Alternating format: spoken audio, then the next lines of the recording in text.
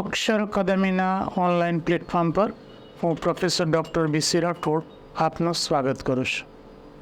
મિત્રો, બંધારણની કલમોના પરિચય, સ્પષ્ટીકરણ અને સમજૂતી અંતર્ગત આજે આપણે કલમ નંબર 16 કલમ નંબર 16 જોઈશું.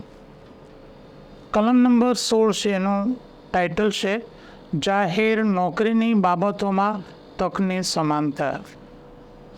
સમાનતા એ મૂળભૂત અધિકાર છે બંધારણમાં આપેલો, અને જાહેર નોકરીની બાબતોમાં તકની સમાનતા, દરેકને સરખી તક આપવામાં આવશે. જોઈએ એની જોગવાઈઓ. રાજ્ય હેઠળની નોકરી, રાજ્યમાં પછી કેન્દ્ર સરકાર અને રાજ્ય સરકાર અને સ્થાનિક સત્તામંડળ આવી જાય છે, અથવા હોદ્દા પર નિમણૂક અંગેની બાબતોમાં તમામ નાગરિક માટે તકની સમાનતા રહેશે. બધા માટે એક સરખી તક રહેશે. કોઈ નાગરિક માત્ર ધર્મ, જાતિ, જ્ઞાતિ, લિંગ, કુળ, જન્મસ્થળ કે નિવાસ એમાંના કોઈ કારણે તેની સામે ભેદભાવ કરવામાં આવશે નહીં. રાઈટ? એટલે કે એ અન્ય ધર્મનો છે કે બીજી જ્ઞાતિનો છે કે બીજી જાતિનો છે કે બીજા રાજ્યમાં રહે છે, એ અંગે કોઈ ભેદભાવ કરવામાં આવશે નહીં. હા, નોકરી અથવા નિમણૂક પહેલાં તે રાજ્યની કે સંઘ રાજ્ય ક્ષેત્રની અંદર નિવાસ કરવાનો અને આવશ્યક ઠરાવતો કોઈ કાયદો કરવામાં સંસદને આ અનુચ્છેદથી કોઈ બાદ આવશે નહીં. આ જોગવાઈ મિત્રો સમજો કે નોકરીની સમાન તકો ખરી, પણ અહીંયા એનો પરંતુક છે. પરંતુકમાં એ છે કે સંસદ એવો કાયદો ઘડી શકશે કે તમને નોકરી મળી તો આ જગ્યાએ તમારે રહેવું પડશે. રાઈટ? એટલે આ એના સંદર્ભમાં જોગવાઈ છે. સંસદ એમાં કાયદો કરી શકે. જો એના પછીનો મુદ્દો. હા, રાજ્યના અભિપ્રાય પ્રમાણે રાજ્ય હેઠળની નોકરીઓમાં જેમને પૂરતું પ્રતિનિધિ ન મળ્યું હોય તેવા કોઈ પછાત વર્ગના નાગરિકો માટે લાભમાં નિમણૂકો અથવા જગ્યાઓ અનામત રાખવાની જોગવાઈ જે તે રાજ્ય કરી શકશે.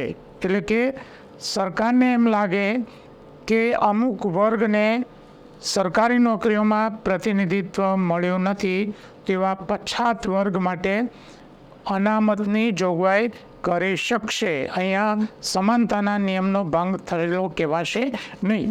એના પછીનો મુદ્દો છે રાજ્યના અભિપ્રાય પ્રમાણે રાજ્ય હેઠળની નોકરીમાં જેમને પૂરતું પ્રતિનિધિત્વ ન મળ્યું હોય તેવા અનુસૂચિત જાતિ અને અનુસૂચિત જનજાતિ એટલે કે ST અને SCમાં જો રાજ્ય સરકારને એવું લાગે કે આમાં એમને પૂરતું પ્રતિનિધિત્વ મળ્યું નથી તો એમના માટે અનામતની જોગવાઈ કરી શકશે.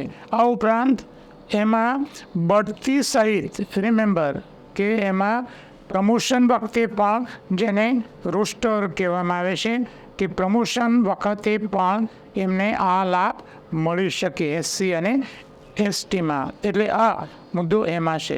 જો એના પછીની વિગત. હા, કોઈ ધાર્મિક અથવા સાંપ્રદાયિક સંસ્થાના કામકાજ સંબંધમાં હોદ્દો ધરાવનાર અથવા તેવી સંસ્થાના સંચાલક મંડળનો કોઈ સભ્ય અમુક ધર્મ અથવા સંપ્રદાયનો હોવો જોઈએ એવી જોગવાઈવાળા કોઈ કાયદાના અમલને આ અનુચ્છેદના કોઈ મજકૂરથી બાદ આવશે નહીં. એટલે અહીંયા એક એવી જોગવાઈ કરી છે કે કોઈ ધાર્મિક સંસ્થા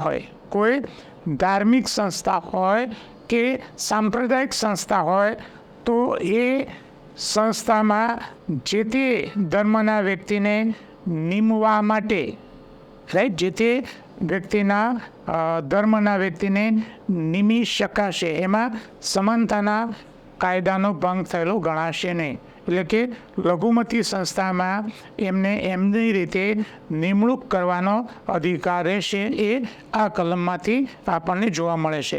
કલમ નંબર 16ની જે જોગવાઈઓ છે એ ભારતના તમામ નાગરિકોને લાગુ પડે છે. જોઈએ મિત્રો, હા, સ્પર્ધાત્મક પરીક્ષા માટે બંધારણની તૈયારી માટેના અમારા જે પુસ્તકો છે એમાં એક છે ભારતનું બંધારણ અને રાજ્ય વ્યવસ્થા, વન લાઇનર અને MCQ સ્વરૂપે છે. ક્લાસ 3 માટે, કોન્સ્ટેબલ માટે એ ખૂબ જ ઉપયોગી એવું પુસ્તક છે અને એની કિંમત 115 રૂપિયા છે. જેને ડિટેલમાં સ્ટડી કરવી છે, ભારતનું બંધારણ અને રાજ્ય વ્યવસ્થા, GPSC અને વધુ ડિટેલમાં જેને સ્ટડી કરવી છે એના માટેનું પુસ્તક છે ભારતનું બંધારણ અને રાજ્ય વ્યવસ્થા, અને પુસ્તકની કિંમત 425 છે. આ ઉપરાંત તમારી 2 ટેલિગ્રામ ચેનલો છે કે જેમાં પરીક્ષાલક્ષી વિગતો મૂકવામાં આવે છે. BC રાઠોડ કરંટ અફેર્સ, જેમાં રોજે રોજનું કરંટ અફેર્સ, માસિક કરંટ અફેર્સ ઉપરાંત દરરોજની 10 થી 15 જેટલી પોસ્ટ તેમજ 1-2 ફ્રી વિડીયો મૂકવામાં આવે છે. આ ઉપરાંત ગૌરવવંતી ગુજરાતી નામની જે અમારી ટેલિગ્રામ ચેનલ છે એમાં ગુજરાતી ભાષા, સાહિત્ય અને ગુજરાતી વ્યાકરણની લગતી પોસ્ટ મૂકવામાં આવે છે. હજુ સુધી જો તમે અમારી આ બંને ચેનલને સબસ્ક્રાઈબ ન કરી હોય તો ચેનલને સબસ્ક્રાઈબ કરી લેશો. વધુમાં મિત્રો, આજનો આ વિડીયો આપને પસંદ આવ્યો હોય તો લાઈક કરીને શેર કરવાનું ભૂલતા નહીં. અને હજુ સુધી જો અમારી આ ચેનલને સબસ્ક્રાઈબ ન કરી હોય તો અમારી YouTube ચેનલને સબસ્ક્રાઈબ કરવા વિનંતી છે.